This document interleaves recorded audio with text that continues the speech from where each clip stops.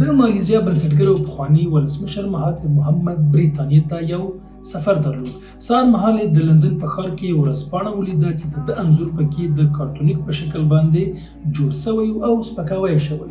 د لومړي وزیر سره د ملاقات پر مهال یې دغه ورځپاڼه پر میز ورته کېښوده او ورته وویل چې تاسو د میلمنو هرکلی دا ډول کوئ.